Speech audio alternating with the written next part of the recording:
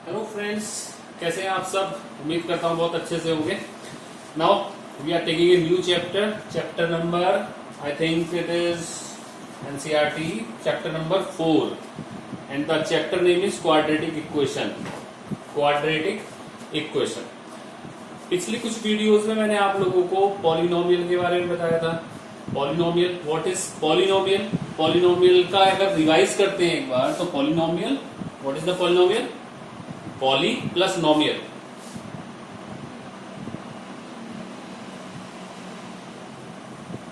Polynomial means poly means many, नोमियल means terms. मतलब ये था ऐसा एक्सप्रेशन जिसके अंदर मैनी टर्म्स हो, that is called the polynomial. ठीक है। अब पॉलिनोमियल को रिप्रेजेंट हम इस तरह से करते थे, px सिंपल है, let x cube plus 3x square plus 2, it is polynomial. ठीक है। अब क्वाड्रेटिक पॉलिनोमियल क्या होता था वो मैं आपको एक्सप्लेन कर चुका हूं। क्वाड्रेटिक पॉलिनोमियल डिग्री जिसकी 2 होती थी, that is called the quadratic polynomial. ठीक है। अब एक तो है क्वाड्रेटिक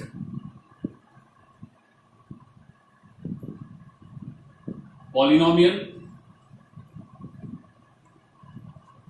और ये जो चैप्टर है उसका नाम है क्वाड्रेटिक इक्वेशन।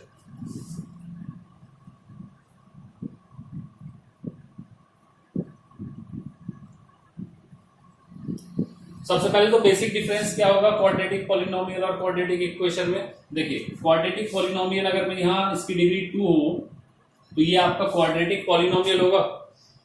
इक्वल साइन तो है, देखिए इक्वेशन वर्ड जो है वो जनरेट हुआ इक्वल साइन से। ठीक है। इसका मतलब जो इक्वेशन होगी वो LHS और RHS दोनों चीजें उसके अंदर होनी चाहिए। यहां पर क्या है, आपको केवल इसको रिप्रेजेंट करने के लिए px बनाया हुआ है। ठीक है। ये इसकी वैल्यू नहीं है, ये इक्वल साइन जो है वो ये बताया हुआ है कि px से रिप्रेजेंट कर रहे हैं इस एक्सप्रेशन को। ठीक है। तो इसकी कोई वैल्यू नहीं है। ठीक है। LHS और RHS नहीं है। लेकिन अगर इसको किसी वैल्यू के इक्वल रख दिया जाए, मान लो x square plus 3x plus 2 plus 7, इसकी वैल्यू इक्वल टू 0 आ जाए, तो हमने क्या किया, इस पूरे एक्सप्रेशन की वैल्यू को इक्वल कर दिया 0 के। ठीक है। तो यहाँ LHS भी है और RHS भी है। तो ऐसा एक्सप्रेशन जिसमें LHS और RHS दोनों वैल्यूज गिवन होती है, that is called the equation. और क्वाड्रेटिक क्यों है, क्योंकि इसकी डिग्री 2 है। तो ये आपका क्या था, ये बेसिक था क्वाड्रेटिक इक्वेशंस का। ठीक है। तो क्वाड्रेटिक इक्वेशंस को जानने के लिए सबसे पहले क्या होना चाहिए, उसकी डिग्री कितनी होनी चाहिए, 2 होनी चाहिए। ठीक है। तो कंडीशंस क्या है, डिग्री मैक्सिमम, जो ग्रेटेस्ट डिग्री है वो 2 होनी चाहिए, डिग्री ग्रेटेस्ट वाली 2 ही होनी चाहिए। ठीक है। Second, all powers of variable, या जो भी कंडीशन पॉलिनोमियल की थी वो सेटिस्फाई होनी चाहिए, यानी कि जो भी वेरिएबल की पावर्स है वो क्या होनी चाहिए, आपकी होल नंबर होनी चाहिए। All other powers should be whole number.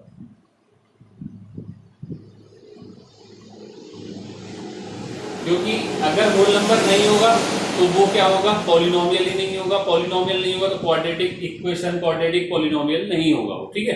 तो सारी कंडीशन जो पॉलिनोमियल की थी वो सेटिस्फाई चाहिए, केवल क्या होना चाहिए कि इक्वल में कोई और वैल्यू गिवन होनी चाहिए। ठीक है।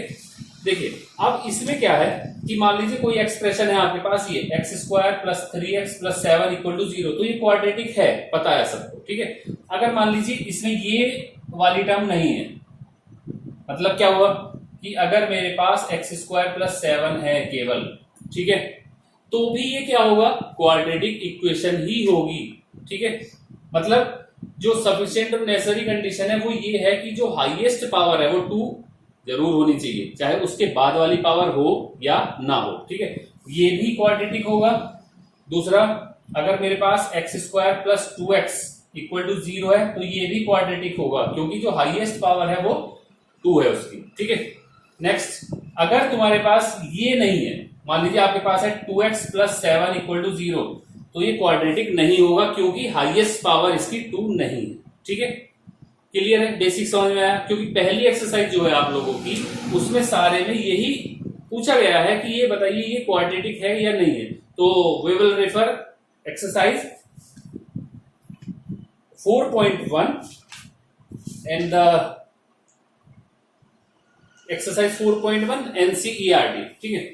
तो पहला क्वेश्चन सिंपल वही है, check whether the following are quadratic equation और नॉट। तो आपको करना क्या है, इसमें आपको मल्टीप्लाई करना है। एक क्वेश्चन मैं कर देता हूं आपके लिए।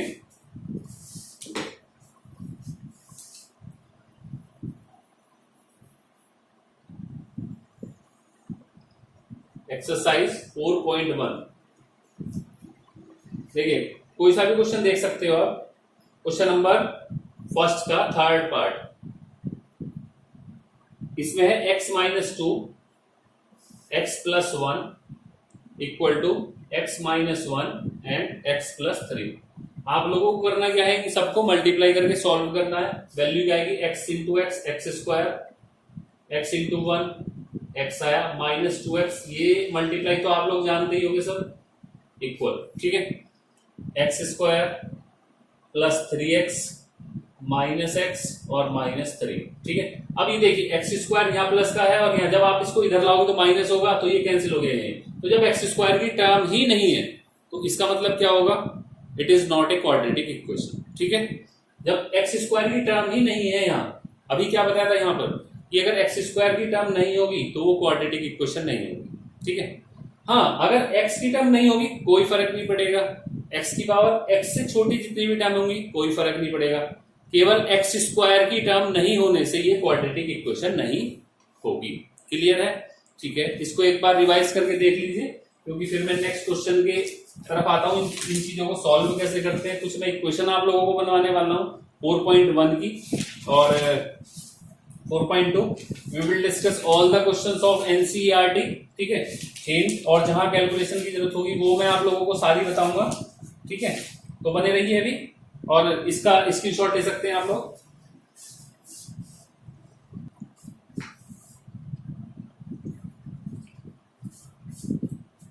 Yes, come to exercise 4.1, we will complete it first and question number 2, represent the following situation in the form of quadratic equation. तो क्वाड्रेटिक इक्वेशन फॉर्म करना सबसे पहले क्वेश्चन जरूर आता है, क्वाड्रेटिक इक्वेशन को किस तरह से फॉर्म किया जाता है, उसके बाद उसका कैसे सॉल्यूशन किया जाता है, ठीक है। तो ये बहुत सारी चीजें, task step by step you have to calculate all the values of x and y, ठीक है। तो सबसे पहले सॉल्व करने का जो तरीका है, देखो बच्चों, उसमें आपको क्वेश्चन को समझना बहुत जरूरी है, ठीक है। क्वेश्चन समझ में आएगा तो आप उसकी इक्वेशंस को बना पाओगे, और इक्वेशन बना पाओगे तो उसके बाद आप उसको सॉल्व कर पाओगे, ठीक है। तो सबसे पहले क्वेश्चन को पढ़ना सीखिए, क्वेश्चन को अच्छे से पढ़ना सीखिए। एक बार समझ में नहीं आ रहा है क्वेश्चन, दूसरी बार क्वेश्चन पढ़िए, तीसरी बार पढ़िए, और जब तक आप इक्वेशन बना ना लो तब तक आप क्वेश्चन को पढ़ते रहिए, क्योंकि क्वेश्चन के अंदर ही उसका सॉल्यूशन छिपा होता है, ठीक है। तो देखिए, सेकंड, आप अपनी NCERT बुक को रेफर करना। एक्सरसाइज मैं बता देता हूं 4.1 है, चैप्टर नंबर क्वाड्रेटिक इक्वेशन है। क्वेश्चन नंबर 2 का फर्स्ट पार्ट है। जहां जरूरी हो वहां आप डायग्राम जरूर बनाएं, ठीक है। देखिए जैसे यहां है, the area of a rectangular plot is 528 metre square. एक रेक्टेंगुलर प्लॉट है, तो आप रेक्टेंगुलर प्लॉट बना लीजिए एक बार। एरिया कहां लिखें, बीच में लिख सकते हो, ठीक है। अब इसकी एरिया आपको पता है, देखिए सोचने की बहुत ज्यादा जरूरत नहीं है, लेंथ और ब्रेथ से ही आपका एरिया आता है। तो उसके बारे में एक रिलेशन गिवन होगा आपको क्वेश्चन के अंदर, वो आपको ढूंढना है। क्या 2 लाइन का क्वेश्चन है, आधी लाइन, एक लाइन तो हो गई आपकी। नेक्स्ट पढ़िए, the length of the plot. अब लेंथ के बारे में बात आ गई। Length of the plot is 1 more than twice it width. यही है आप लोगों को जो समझना है, इसी को 4 बार पढ़ लीजिए, ठीक है। क्या कहा उसने, the length of the plot, जो लेंथ है प्लॉट की, 1 मोर, एक ज्यादा है, देन ट्वाइस इट्स ब्रेथ। तो सिंपल सी चीज है, अगर आप इसको x मानते हो, ठीक है, यहां एज्यूम करना पड़ेगा, लेट करना पड़ेगा, लेट वाला स्टेटमेंट आएगा, let the breadth of the rectangular plot be x। अब अगर ये x है तो लेंथ क्या होगी, 1 more than twice of its breadth, 1 more than twice of it, इसके twice से 1 more than, this is the length। बस क्लियर हो गया। अब सिंपल सा क्वेश्चन बन गया, अब कुछ करने की जरूरत नहीं है, जो एक 4 वर्ड थे जो आपको समझने थे, the length of the plot is 1 more than twice its breadth, ये आपको समझना था, इसके अलावा और कुछ नहीं था। तो एरिया क्या होगा, इक्वल टू 528, ये गिवन है आपको, ठीक है। एरिया लेंथ इंटू ब्रेथ होगा 528, लेंथ क्या है 2x plus 1 and breadth is x equal to 528, ठीक है। अंदर मल्टीप्लाई करेंगे, ये वाला इंप्लाइज का साइन जब बीच में इक्वल चलता है तो इंप्लाइज का साइन एक साइड लगेगा, ठीक है। 2x स्क्वायर प्लस x, और इसको भी इधर ले आओ, माइनस 528 इक्वल टू 0। अब इसका सॉल्यूशन नहीं करेंगे, केवल आपको बताना है कि क्या इसका क्वाड्रेटिक रिप्रेजेंटेशन होगा, तो ये इसका क्वाड्रेटिक रिप्रेजेंटेशन होगा, आप इसको देख लीजिए एक बार, ठीक है। Next come to question number second का सेकंड पार्ट। देखिए बहुत ईजी है सारे क्वेश्चन, केवल सबसे पहले आपको एक क्वेश्चन समझ के उसकी क्वाड्रेटिक इक्वेशन फॉर्म करनी पड़ेगी, फॉर्म नहीं कर पाओगे तो सॉल्व नहीं कर पाओगे। चलिए देखते हैं। The product of two consecutive positive integer is 306। तो समझने के लिए है क्या इसके अंदर, टू कॉन्जिक्यूटिव वर्ड का मतलब जानते हो आप लोग, लगातार। तो ये आपके ऊपर चॉइस करनी है, आपको चॉइस करनी है कि आप उसको क्या एज्यूम करते हो। अगर एक को x मानते हो तो दूसरा x प्लस 1 होगा, क्लियर है। टू कॉन्जिक्यूटिव, लेट करेंगे इसको, two consecutive positive integer b, एक x होगा and other is x plus 1 होगा, क्लियर है। अब क्वेश्चन पढ़ लीजिए, सिंपल यही चीज एज्यूम करनी थी। द प्रोडक्ट ऑफ टू, इन दोनों का प्रोडक्ट गिवन है, इट इज 306। तो according to question ATQ, according to question, ये आप लिख लेना पूरा एग्जाम में। तो x and x plus 1 equal to 306, multiply करेंगे तो एक क्वाड्रेटिक इक्वेशन आएगी, that is the answer. Third part, अब देखिए ये आपने कुछ क्वेश्चंस बनाए भी होंगे एज से रिलेटेड, ठीक है। एज से रिलेटेड मैंने पिछली वीडियो में आप लोगों को बताया था कि आप प्रेजेंट एज मानते हैं, ठीक है। उसके हिसाब से पहले उसने कहा या बाद में उसने कहा है, उसको आप यहां लिखते हो, ठीक है। तो सबसे पहले क्या कहा, दो नाम आपको दिखाई देंगे, कौन कौन से हैं देखिए। Rohan's mother is 26 older than him. अभी कुछ मत पढ़ो, आपको रोहन मिला और रोहन की मदर मिली, ठीक है ना। तो उनको करना है, आपको एज्यूम करना है, लेट रोहन्स एज, ठीक है, x, ठीक है, रोहन्स मदर। अभी दूसरा वेरिएबल आप नहीं लेंगे, ठीक है। पढ़िए क्वेश्चन को, क्योंकि इसमें दो वेरिएबल नहीं आना, एक ही वेरिएबल आना। Rohan's mother is 26 years older than him. तो जो रोहन अगर x का है तो रोहन की मदर उससे बड़ी होगी ना, x प्लस 26, और उसने कहा है कि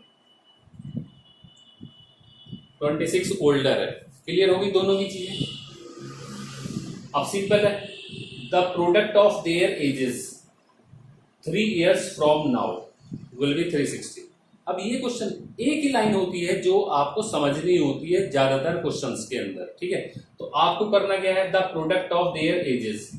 भाई अगर वो the product of their edges is 360 होता, एक बार क्वेश्चन पढ़िए, the product of their edges, इसको छोड़ दीजिए 3 years फ्रॉम नाउ। बस मैं ये कह रहा हूं, इस लाइन को आप, इस पॉइंट को आप छोड़ दीजिए, 3 years फ्रॉम नाउ।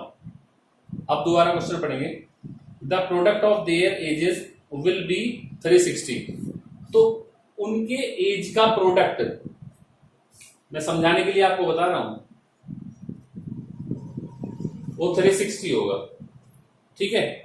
जब आप वो एक पॉइंट छोड़ रहे हो, लेकिन उसने क्या कहा, आप दोबारा पढ़ते हैं एक बार क्वेश्चन को, the product of their edges 3 years from now, अब से 3 साल के बाद। तो इसका मतलब ये वाला प्रोडक्ट आपको नहीं लेना है, इसके 3 साल बाद का प्रोडक्ट लेना है। तो 3 साल बाद की एज भी पता होनी चाहिए, ठीक है ना। तो ages 3 years from now, Rohan's की एज क्या होगी, रोहन्स एज 3 साल बाद x प्लस 3 होगी, ये तो कोई भी कर सकता है, ठीक है। और रोहन की मदर की, Rohan mother equal to x plus 26 तो ऑलरेडी थी, 3 और होगा, कितना आया x प्लस 29 ईयर्स। तो इन दोनों का प्रोडक्ट ना देके इन दोनों का प्रोडक्ट दिया हुआ है आप लोग, ठीक है। तो अकॉर्डिंग टू क्वेश्चन अगर आपको करना होगा तो आप क्या करोगे, अकॉर्डिंग टू क्वेश्चन क्या आएगा, दोनों का multiply, x plus 3 and x plus 29, ये वैल्यू आपको 360 गिवन है, ठीक है, क्लियर है। मल्टीप्लाई कर लेंगे और इसको इधर ले आएंगे, इक्वल टू 0 कर देंगे तो आपकी क्वाड्रेटिक फॉर्म आ जाएगी, क्लियर है। स्क्रीनशॉट ले लीजिए इसका।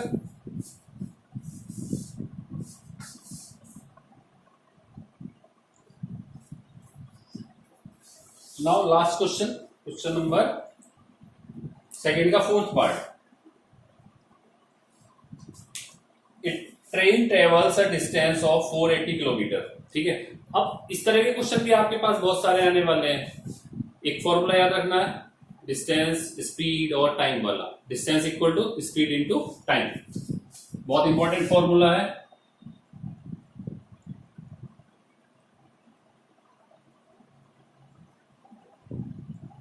बहुत सारे क्वेश्चंस में यूज हो गए। A train travels a distance 480 km at a uniform speed. If the speed had been 8 km per hour less, then it would have taken 3 hours more to cover the same distance. We need to find the speed of the train. Speed तो simple सी चीज है, पहले speed को आप मान लीजिए, x मान लीजिए, y या v जो भी आप कर सकते हो, ठीक है। Let the speed be x metre per second. देखिए जो स्पीड वाले क्वेश्चंस होंगे उसमें स्पीड पूछिए या डिस्टेंस पूछिए, आप उसको एज्यूम कर लेंगे। पहले तो स्पीड आपने एज्यूम कर ली, ठीक है। तो अब एक चीज बताइए, स्पीड आपने x metre per second assume कर ली, डिस्टेंस आपको दे रखी है, ठीक है। तो टाइम आप कैलकुलेट कर सकते हो, डिस्टेंस कितनी है 480 किलोमीटर पर आवर मान लीजिए। यूनिट सेम है तो आप एज्यूम कर सकते हो, अपने हिसाब से एज्यूम कर सकते हो, किलोमीटर पर आवर मान लीजिए, क्योंकि जो हमारी डिस्टेंस है वो किलोमीटर में गिवन, ठीक है। छोटा सा डायग्राम भी आपको बता देता हूं। दिस इज 480 किलोमीटर और x किलोमीटर पर आवर की स्पीड है। कंडीशन 1 की कंडीशन कह रहा हूं, जब ये पहली कंडीशन में इसने आपको दिया हुआ है, तो टाइम जो लगेगा, टाइम इसको t1 मान लेंगे, क्या आएगा, time is distance upon speed, ठीक है। ये आ गया आपकी क्वेश्चन नंबर 1 480, ठीक है। अब उसी ने फिर दोबारा ये कहा है, same question, if the speed had been 8 kilometre per hour less, अगर स्पीड जो है वो 8 किलोमीटर पर आवर लेस हो जाए तो जो टाइम लगेगा वो 3 आवर ज्यादा लगेगा। तो सेकेंड कंडीशन, डिस्टेंस तो सेम थी 480 किलोमीटर, लेकिन speed 8 kilometre per hour less थी,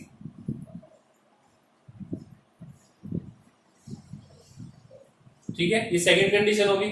इस कंडीशन में जो टाइम होगा इसको आप t2 मान लीजिए, ठीक है। ये क्या होगा 480 अपॉन x माइनस 8, ये r लगेगा, ये भी r लगेगा। क्वेश्चन नंबर 2 हो गई। अब ये बताइए कि कौन सा टाइम ज्यादा होगा, जब स्पीड कम होगी तो टाइम ज्यादा होगा, इसका मतलब t2 is greater than t1, होगा नहीं होगा। और इनका डिफरेंस उसने दिया हुआ 3 आवर्स, तो इसका मतलब t2 minus t1 equal to कितना होगा, 3 होगा। उसने यही तो कहा है कि जब स्पीड 8 कम हो जाए, स्पीड कम होगी तो टाइम ज्यादा लगेगा, कितना ज्यादा लगेगा 3 आवर्स। तो दोनों टाइम्स का जो डिफरेंस है वो 3 आवर्स होगा, सिंपल। तो अगर 3 आवर्स होगा तो t2 की वैल्यू यहां पुट करिए और t1 की वैल्यू वहां पुट करिए इक्वेशन नंबर 1 और 2 से, and you will get a quadratic equation.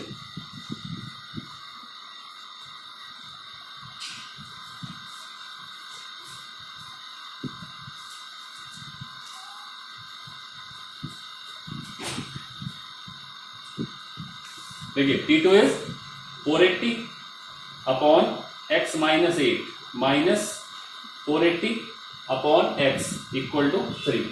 LCM ले सकते हैं x माइनस 8 एंड x 480 तो कॉमन आ सकता है, x minus 8 clear equal to 3। ठीक है, 480 x minus x plus 8 upon ये वैल्यू यहां 3 के साथ x और x माइनस 8 क्रॉस मल्टीप्लाई में आ जाएगी। ये x से x कैंसिल हुआ, इसकी कैलकुलेशन कर सकते हो इजीली, एक क्वाड्रेटिक इक्वेशन मिलेगी।